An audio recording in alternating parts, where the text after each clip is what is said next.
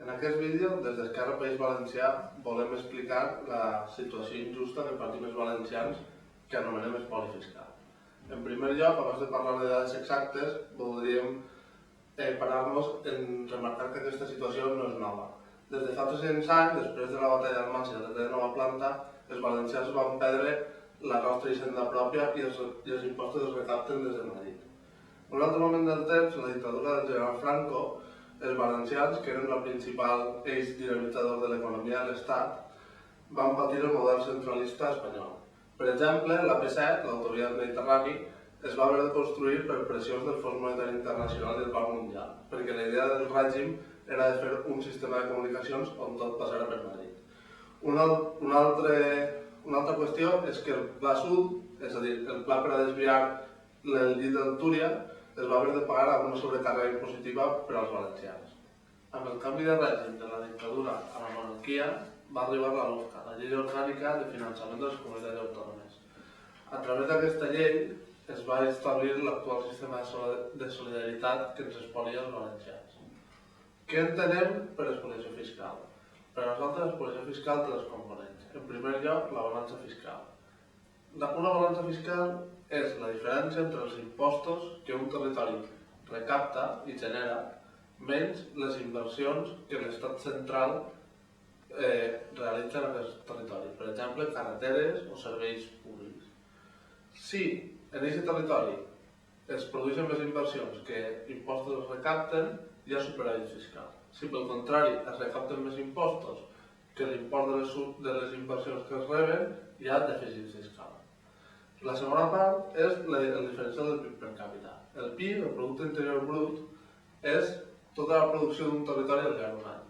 El cas dels valencians és tot el que produïm els valencians al llarg de l'any. Ja poden ser talantes, ja poden ser cotxes, ja poden ser serveis turístics. Si això ho repartim entre tots els valencians, tenim el PIB per càpita, una mesura aproximada de la riquesa per habitant. Doncs bé, els valencians patim dèficit fiscal i a més són més pobres que la mitjana de l'Estat. Com es pot veure a la gràfica, només hi ha 4 comunitats autònomes que tenen dèficit fiscal. Les 3 comunitats autònomes de parla catalana i Madrid.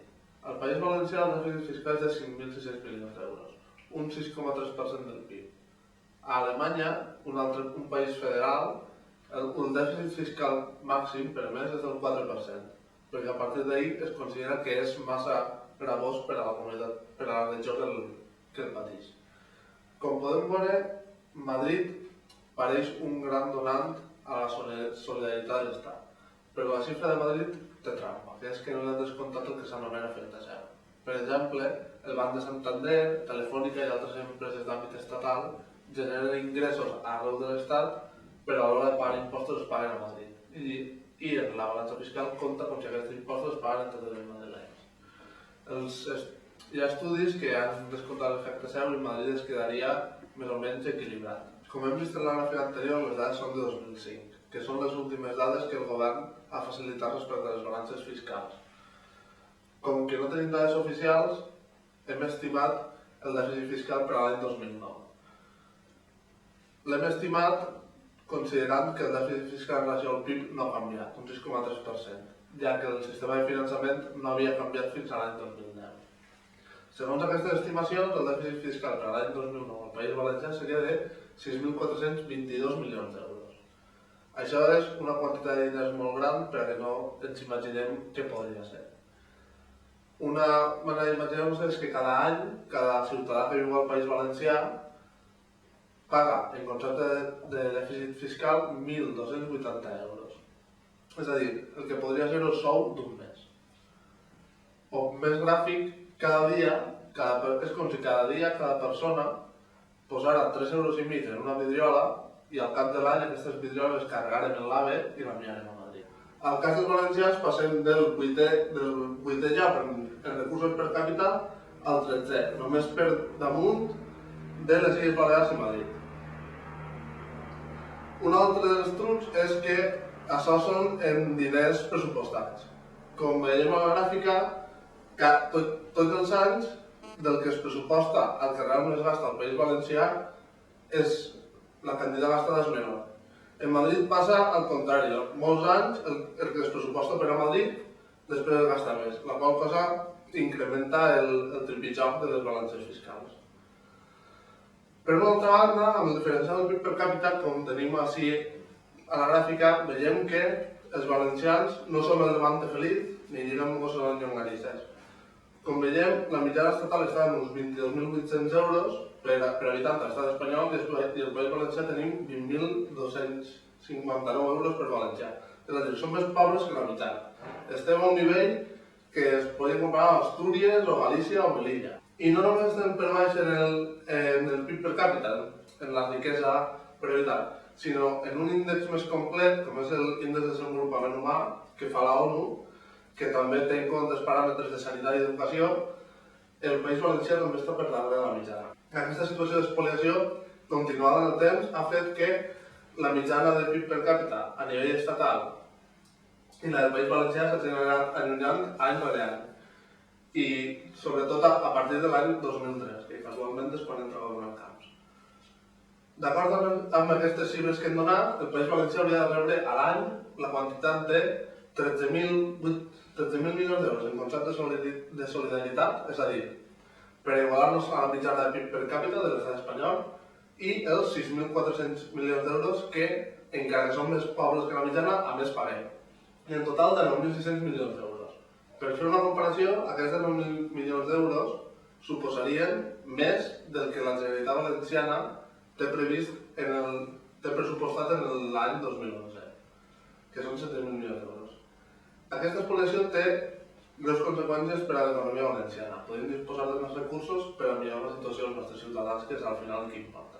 A banda dels 10.000 milions d'euros que havien de rebre, no podem obviar que el govern valencià ha balafiat molts dels recursos que de fet disposava. Quan veiem a la gràfica que mostra l'endeutament de la Generalitat Valenciana des de l'any 1995, cada any devem més diners i ara mateix som la comunitat autònoma que deu més diners en relació al seu PIB. Així tenim 16.000 milions d'euros sense comptar les empreses públiques com Radio Televisió Valenciana, Terra Mítica, la Ciutat de Sants, amb sobrecostos molt importants. Aquest espoli ens afecta als valencians de moltes maneres. Per exemple, un dels principals eixos de l'estat del benestar, com és l'educació, els valencians estem lleugerament per baix de la mitjana en inversió en educació per alumne, molt lluny del País Basc o Navarra, que gaudeixen d'un altre règim fiscal i els permet gastar molt més diners per alumne en l'educació. Un dels altres elements on són campions per la cua és la sanitat. Encara que hi ha molta publicitat amb el nou Hospital de la Fe, com podem veure al gràfic, la despesa en sanitat per habitant del govern valencià ens situa a la cua de l'Estat. Un altre elements claus de l'economia són les infraestructures. Com podem veure al gràfic, les autonomies que tenen més autopistes de peatge són precisament aquelles més allunyades de Madrid, la qual cosa ens mostra com està la política d'infraestructures centralista de l'Estat. Per exemple, només hi ha dues comunitats que tenen més quilòmetres d'autopistes de peatge que quilòmetres d'autovies, que són Catalunya i La Rioja. I el País Valencià és la segona amb més quilòmetres d'autopistes de peatge. Una altra de les grans preocupacions dels ciutadans en aquest temps de crisi és arribar a final de mes. En aquest gràfic veiem com el País Valencià també està per damunt de l'Estat en percentatge de famílies que tenen dificultats per arribar a final de mes. En un altre dels indicadors de l'estat del benestar, com és el nombre de funcionaris, l'estat espanyol està molt per darrere d'Europa. I des de l'estat espanyol no es distribueixen tots els funcionaris igual. Com veiem al mapa, el major percentatge de funcionaris està a les comunitats que precisament són les que reben fons de solidaritat. I per exemple, el País Valencià o Catalunya o les Illes Balears estan molt allunyades de la mitjana estatal. És a dir, que nosaltres paguem per a que altres puguin gaudir dels funcionaris, que al final són metges, són mestres, són policies, que nosaltres no podem gaudir.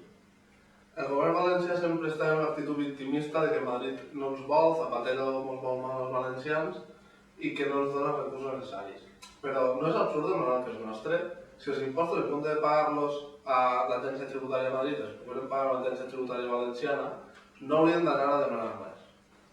Diuen que tots els espanyols són iguals, però com veiem a la gràfica hi ha espanyols més iguals que altres. Els ciutadans que viuen a les comunitats de règim foral, Euskadi i Navarra, reben de mitjana uns 3.000 euros més que els ciutadans que vivim a les comunitats de règim general. Això, en Euskadi i Navarra, tant PP com PSOE, com tots els partits, estan d'acord en mantenir el règim foral. Però a l'hora de refer els estatuts, al PP valencià no se li va ocórrer que el que defensa el PP basc potser igual també seria bo per als valencians. Tota la propaganda del PP valencià, del famós eje de la prosperidad en Madrid o l'eix en Madrid via l'AVE, com veiem a la gràfica, els valencians estem integrats a una regió amb Barcelona, Marsella i Lió que podria ser la número 11 del món. Això ens hauria de fer plantejar-nos què ens convé més, l'AVE a Madrid o el corredor mediterrani.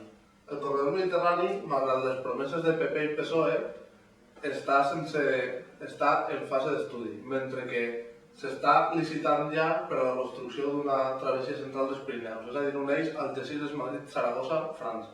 Un altre dels arguments que donen es consideren independències que no serien viables econòmicament. Com podem veure al gràfic, els països catalans independents serien més rics que Espanya en els països catalans i estaríem a un nivell paregut a Bèlgica o França. Històricament, l'arribada d'un partit o d'altre al govern de l'Estat ha provocat canvis en la distribució dels recursos. Per exemple, en l'etapa del PP, si la mitjana dels ciutadans de tot l'Estat era 100, a Extremadura li tocava 90 per habitant. I quan ha manat el PSOE, li ha tocat més de 190. A la Rioja passava al revés, quan manava el PSOE rebien per baix de la mitjana i quan manava el PP per dalt de la mitjana. Però el País Valencià, manant el PP o el PSOE, sempre estem per baix de la mitjana. Moltes vegades s'ha intentat vincular l'expoliació fiscal a la presència d'un partit o d'altre al govern. Com podem veure, l'any 2000, amb manant Aznar a Madrid i Zaplana sí, el dèficit fiscal era del 6,4%.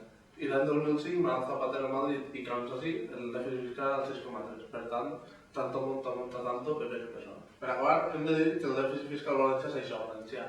És a dir, de tots els valencians, independentment de la llengua que parlen, independentment del partit que voten, independentment de si són treballadors perquè no tenen suficients serveis socials o empresaris que no tenen les suficients infraestructures per a poder competir.